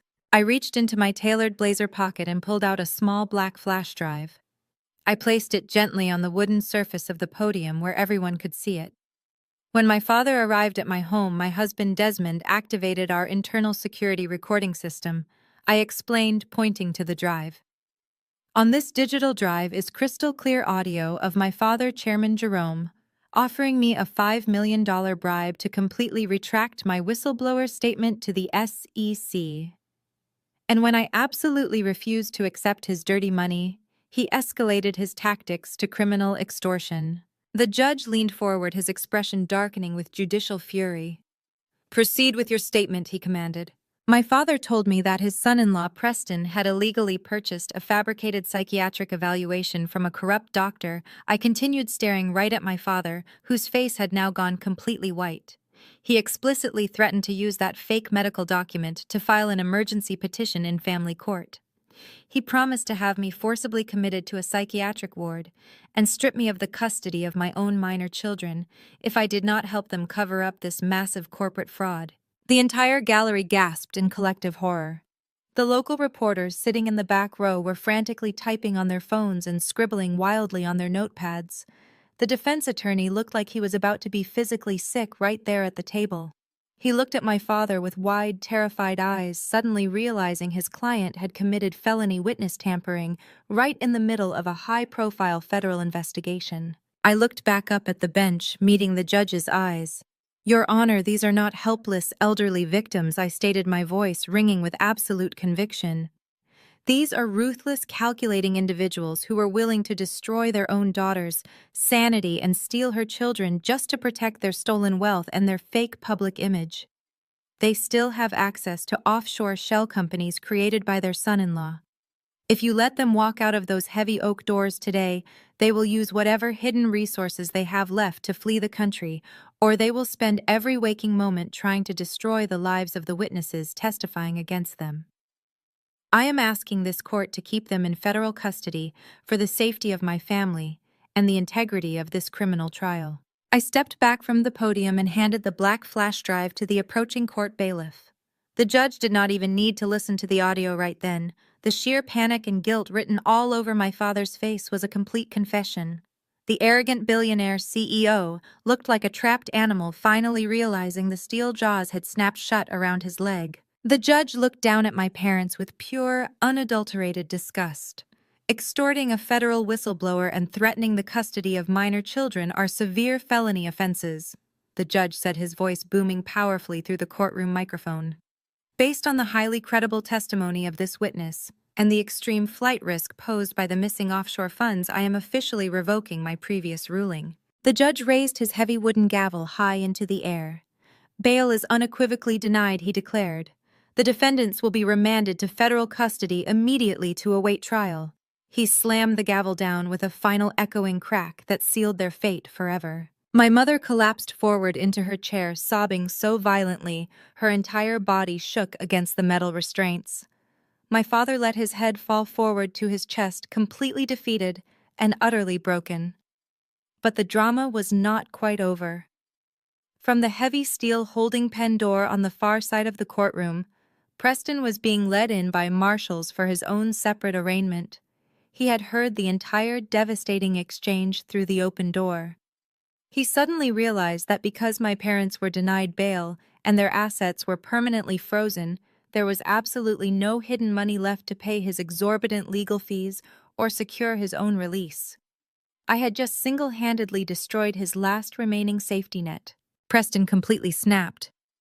The smooth-talking fake Wall Street prodigy let out a primal scream of pure animal rage. He violently shoved the federal marshal standing next to him and lunged across the open space of the courtroom directly toward me. "You ruined everything," he screamed, his handsome face twisted into a grotesque mask of pure hatred. He did not even make it 3 steps. 2 massive federal marshals tackled him simultaneously from the blind side. They slammed him face first into the hard wooden floor with a sickening heavy thud. Preston's expensive custom Italian shoes scuffed frantically against the polished wood as he thrashed and kicked screaming violent obscenities at me. A third marshal dropped his heavy knee squarely onto Preston's upper back, pinning him flat against the ground, while they yanked his arms upward and locked heavy steel cuffs tightly around his wrists. I stood perfectly still, watching the man who tried to ruin my life eat the dirt off a courtroom floor. The gallery was in an absolute uproar, with people shouting and cameras flashing through the small door windows. The judge was hammering his gavel relentlessly, demanding order in his court. It was the absolute ultimate humiliation for the villains who thought they were untouchable. I slowly turned my back on all of them, linked my arm tightly through Desmond's, and walked proudly down the center aisle toward the heavy oak doors, leaving my toxic family to rot in the chains they had forged for themselves. Desmond and I walked out of the federal courthouse into the blinding Atlanta sun. The heavy oak doors slammed shut behind us, sealing the fate of the people who used to be my parents. We did not look back. The media circus was already waiting at the bottom of the marble steps, but Desmond guided me through the crowd of reporters to our car. Over the next several months, the collapse of Crestview Logistics became a national obsession. It was the perfect scandal for the 24-hour news cycle. Every night, financial analysts and legal experts dissected the massive $15 million fraud on primetime television. True crime podcasts and investigative documentaries raced to uncover every dirty detail of Preston's past. They revealed how easily he had infiltrated our family by simply wearing the right suits and using the right corporate buzzwords. My mother's extreme vanity became the centerpiece of the media frenzy. Federal prosecutors released the itemized lists of her spending habits to the press. The public was absolutely disgusted to learn she bought imported silk rugs and custom diamond necklaces just days after the company failed to pay its blue-collar trucking vendors. Hard-working men and women who had driven for the company for decades gave tearful interviews on the local news, explaining how they lost their homes because my parents refused to pay their invoices. Her pristine high society reputation was completely shredded. She was no longer the untouchable queen of Atlanta. She was just a greedy, out-of-touch woman who stole from working-class families to fund her endless delusions. My father fared no better in the court of public opinion. His stubborn ignorance and blind worship of Preston were dragged through the mud on every major business network. Financial commentators mocked his total lack of oversight. They ran entire segments on how Jerome handed a multi-million-dollar empire to a wanted fugitive while firing his own highly qualified black daughter simply because she dared to look at the math. His legacy as a pioneer of black excellence was completely erased. He was remembered only as a foolish, arrogant man who let his own empire be stolen from right under his nose because he was too proud to admit he needed help. The asset seizures happened quickly and brutally. The predatory shadow bank wasted no time executing the default clauses on the fraudulent loans. Local news helicopters captured aerial footage of the massive repo trucks backing up to the sweeping driveway of my parents' luxury mansion in Buckhead. Movers hauled out the custom velvet furniture, the grand piano, and the ridiculous oil portraits my parents had commissioned of themselves. The beautiful vacation home in Hilton Head was auctioned off to the highest bidder in a matter of days. The fleet of luxury vehicles was impounded by the state. Even Chantel faced the brutal reality of the collapse. Her designer wardrobe and luxury SUV were repossessed by the federal government because they were purchased with stolen funds. She tried to reach out to her wealthy friends and the elite social circles she used to dominate, but her calls were completely ignored. Nobody wanted to be associated with a convicted fraudster's wife who had turned state witness against her own parents. The golden child was left totally stranded in a cheap rental apartment, working a minimum wage job as a receptionist, just to afford her own groceries while she waited for the criminal trials to begin. One rainy Tuesday afternoon, I was driving back from a meeting downtown. Without consciously planning it, I found myself turning down the wide avenue that led to the old corporate headquarters. I pulled over to the curb and put the car in park. The building that used to represent my family's immense power and wealth was completely abandoned. The heavy glass doors were chained shut with thick padlocks. Weeds were already growing through the cracks in the manicured front lawn. But what caught my attention was the massive industrial crane parked directly in front of the building. A crew of workers in bright yellow safety vests was suspended in a metal basket high above the ground. I rolled my window down and listened to the harsh grinding sound of heavy power tools cutting through solid steel. They were dismantling the massive gold-plated Crestview Logistics logo that had hung proudly over the main entrance for 20 years. I watched as the workers attached thick iron chains to the giant letter C and signaled the crane operator.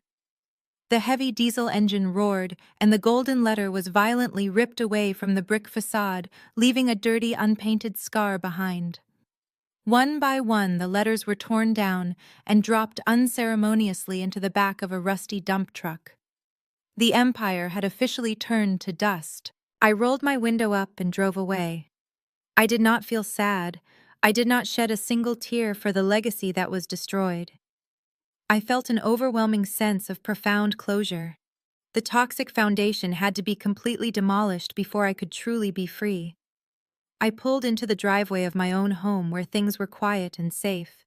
Desmond was already home from work, his car parked in the garage.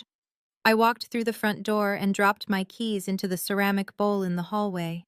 I took a deep breath, enjoying the peace of the life we had built together, without their constant shadow hanging over us. I walked into the kitchen to pour myself a glass of water, but I stopped dead in my tracks. Sitting perfectly centered on the marble kitchen island was a large, thick envelope made of heavy parchment paper. It had been sent via certified federal mail. I stepped closer and stared at the return address printed clearly in the top left corner. It bore the unmistakable official golden crest of the United States Securities and Exchange Commission. I stood perfectly still in my kitchen staring down at the golden crest of the Securities and Exchange Commission. My fingers hovered over the thick parchment paper, but before I tore it open, my mind drifted back to the events of the previous week. It had been official sentencing day down at the federal courthouse, the grand finale of the nightmare my family had built. Preston stood before the judge wearing a wrinkled beige prison uniform instead of his custom-tailored Italian suits.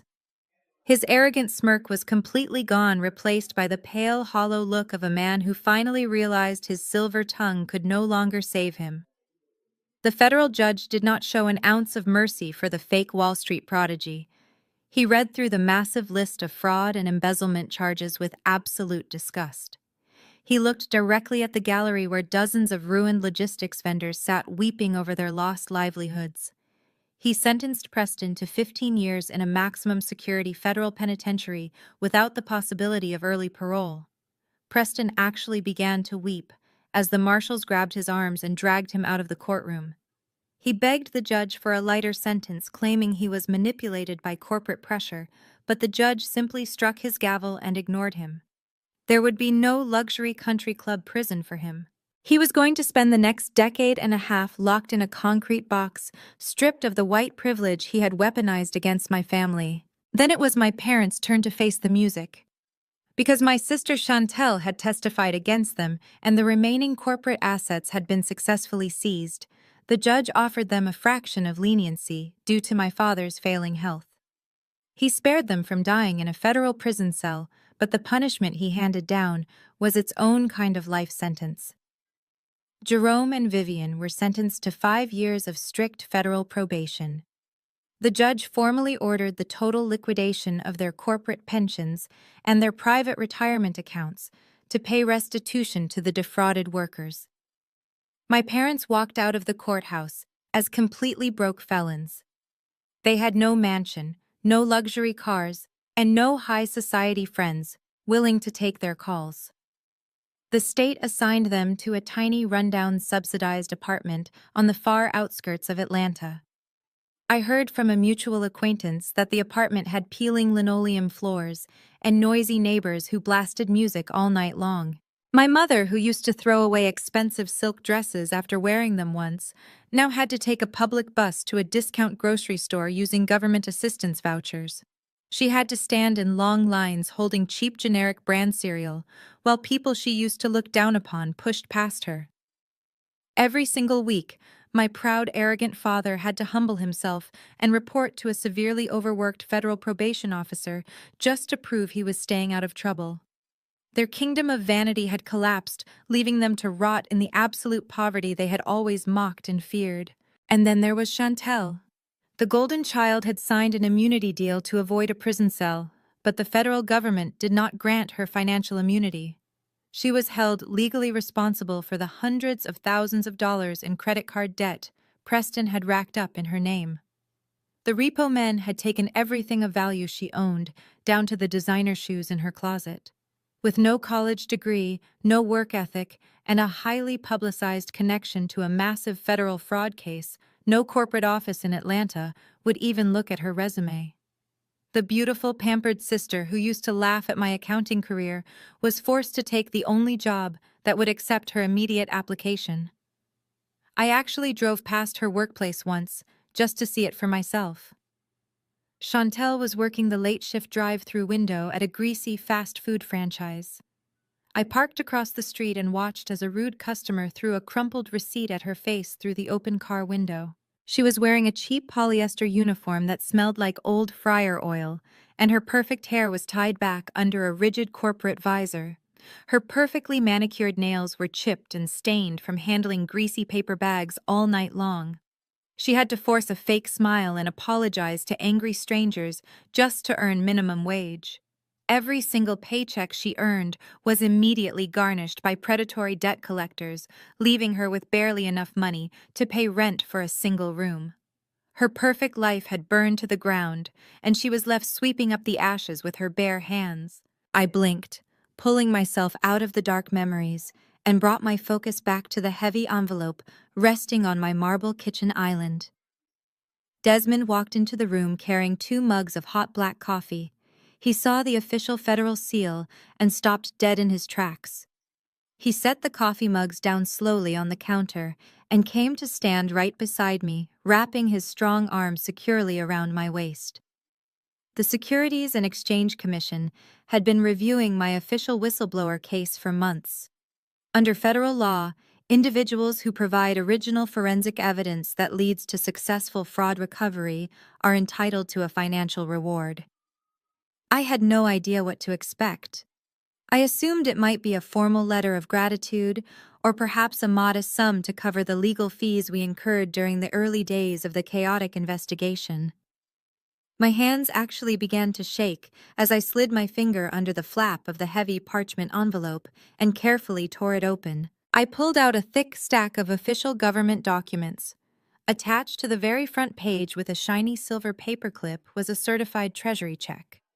I looked down at the payee line and saw my full legal name printed in bold black ink. I moved my eyes slightly to the right to look at the final payment amount. Desmond inhaled sharply next to me, his grip tightening around my waist. We both stared at the long string of numbers printed across the official federal check. We locked eyes in absolute stunned silence, totally paralyzed by the reality of the unimaginable number printed inside. $4,200,000. I read the numbers over and over again, trying to make sense of the heavy parchment paper in my hands. Desmond let out a breath he had been holding for what felt like an eternity. He pulled me into his chest, laughing softly in pure disbelief. Attached to the treasury check was a formal letter of explanation from the Office of the Whistleblower at the Securities and Exchange Commission. The letter detailed exactly how my encrypted file had been used by the federal prosecutors to dismantle the entire fraudulent network. Because I had bypassed Preston's dummy accounts and provided the exact digital locations of the offshore shell companies, the government was able to track and seize the stolen funds before they completely disappeared into international waters. The financial recovery was massive and unprecedented for a company of that size.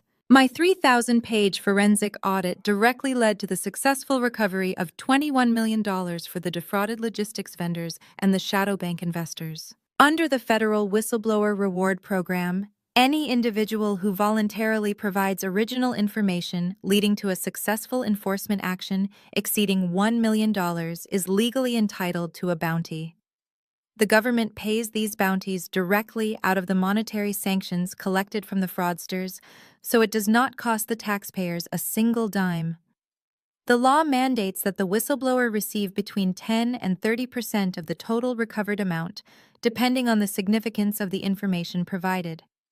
The federal judge and the SEC oversight panel reviewed the undeniable quality of my forensic accounting.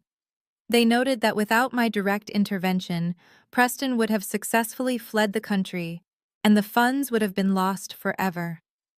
Because of my precise and thorough documentation, they awarded me exactly 20% of the recovered assets. I was holding a tax-free government check for $4.2 million. This was not just life-changing money. This was the ultimate, undeniable validation of everything I had suffered through. My parents had fired me because they thought I was a jealous, bitter woman who could not stand to see her sister shine. They had chosen a white con artist over their own black daughter because they valued his fake Ivy League pedigree more than my actual professional expertise.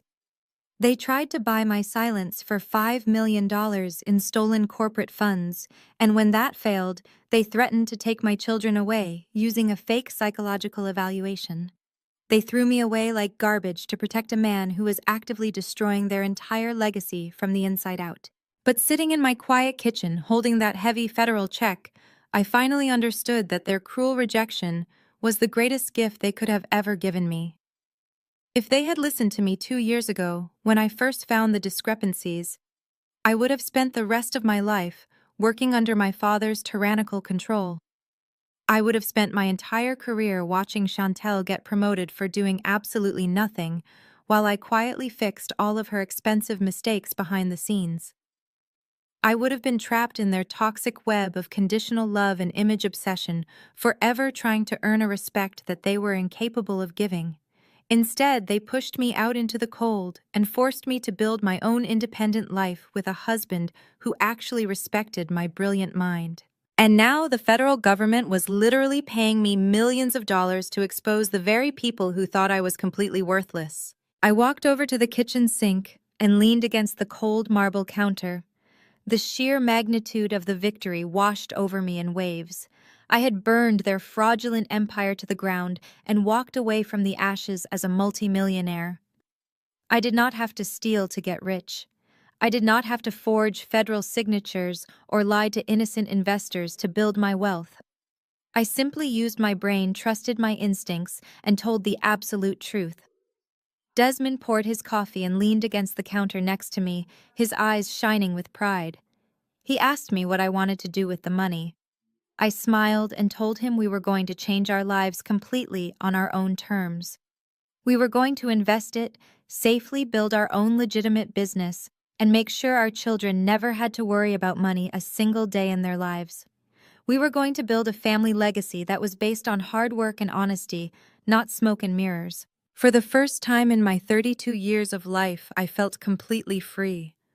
The heavy, suffocating weight of my family's unrealistic expectations was gone forever. The constant, desperate need to prove myself to a mother and father who only loved me when I was useful was finally broken. I was a highly successful forensic accountant, a loving wife, a protective mother, and now a highly decorated federal whistleblower. I had won the war they started. I had achieved the absolute moral and financial victory over the monsters who raised me. The quiet peace of the kitchen was suddenly shattered by a harsh vibrating sound. My personal cell phone was buzzing aggressively on the counter right next to the empty SEC envelope.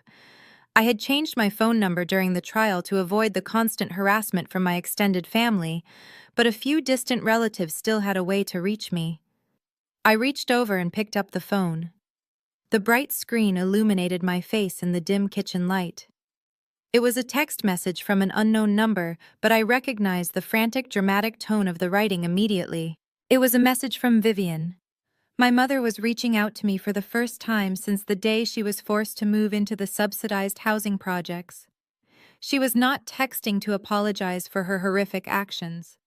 She was not texting to congratulate me on surviving the nightmare she helped create, or to ask how her grandchildren were doing. The long text message was filled with desperate typos and frantic, pathetic pleas for mercy. "Octavia, please help us." The text read, "Your father is sick and his heart medication costs too much. We do not have any money left for food this week. The state apartment is freezing cold and we just got a final disconnection notice from the power company. They are turning the lights off tomorrow morning. Please, baby. I know you are angry, but we are still your parents. You cannot let us freeze in the dark. Please just send us $200 to keep the electricity on. We have absolutely nothing left." I stared at the glowing screen of my phone, reading my mother's desperate words over and over again. "Please, baby, I know you are angry, but we are still your parents. You cannot let us freeze in the dark. Just $200. For a fleeting fraction of a second, the old conditioning flared up inside my chest. The deeply ingrained daughterly guilt that they had programmed into my brain since childhood whispered that I should just send the money. It was only $200. I was holding a federal treasury check for over $4 million in my other hand. I could afford to keep their lights on without even noticing the expense. But then I looked up at Desmond standing beside me in our quiet kitchen. I looked around the safe, warm house we had bought with our own hard-earned money. I remembered the sharp sting of my mother's hand slapping my face in front of 120 party guests. I remembered my father slamming a $5 million bribe on my coffee table and threatening to steal my minor children with a fake psychiatric hold. I remembered Chantel smirking at me while she burned physical evidence to protect a man who was actively robbing our parents blind. They did not care if I froze in the dark. They did not care if I lost my mind, my family, or my freedom. They only remembered they were my parents when they had absolutely no one else left to use. I did not type out an angry reply. I did not send a long paragraph explaining why they deserved everything that happened to them. They already knew exactly what they did. I simply tapped the small blue information icon next to the unknown number. I scrolled down to the very bottom of the screen and pressed block caller. I watched the contact disappear into the digital void. I went through my phone and systematically blocked every single extended family member who had texted me hateful messages on the morning of New Year's Day. I deleted the aunts, the uncles, and the cousins who called me a traitor. I severed the toxic bloodline completely and permanently. I set the phone face down on the marble counter and took a deep breath. The silence that filled the kitchen was not empty. It was the sound of absolute freedom. The next morning, Desmond and I took the heavy parchment envelope to our primary financial institution. We deposited the $4.2 million treasury check into a secure high-yield trust. But unlike my parents, we did not use the sudden influx of massive wealth to buy luxury yachts or custom-imported sports cars. We did not care about flashing designer labels at elite country clubs to impress people who secretly hated us. We cared about building a legacy of absolute integrity. 6 months later, we signed a commercial lease on a beautiful modern office space in the heart of downtown Atlanta.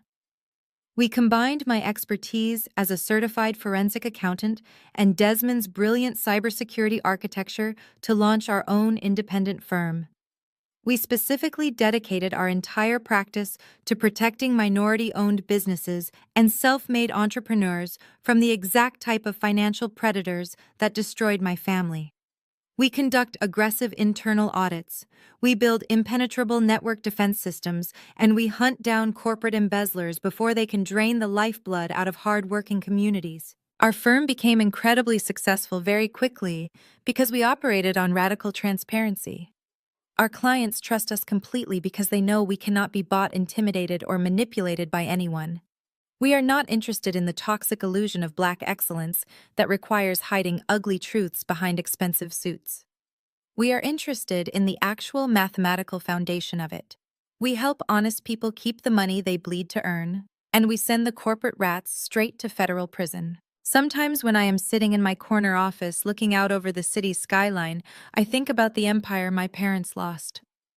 I think about the golden logo being torn down from the brick facade and the heavy steel chains locking the glass doors of Crestview Logistics. They built a massive kingdom on a foundation of lies, conditional love, and toxic vanity. It was always destined to collapse under its own rotten weight. But the empire Desmond and I are building is forged in absolute truth. It is a fortress that no white-collar con artist can ever penetrate and no bitter family member can ever tear down. I go home every evening to a husband who respects my brilliant mind and children who will never have to earn my love by pretending to be perfect.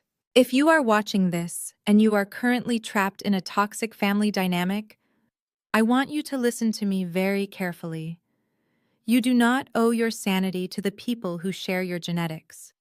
You do not owe your success to the parents who constantly minimize your worth to make themselves feel bigger. You have the absolute right to walk away from tables where respect is no longer being served. You have the right to protect your peace, your finances, and your future from the people who are supposed to love you the most. Blood doesn't give anyone the right to bleed you dry. Hit subscribe if you agree that the sweetest revenge is building a beautiful life they no longer have access to. Share this video with someone who might be struggling with the guilt of walking away from a toxic family. Let them know they are not alone and that setting a permanent boundary is the first step toward true healing. Thank you for listening to my story, and remember that the greatest legacy you can ever leave behind is a life lived authentically and unapologetically on your own terms.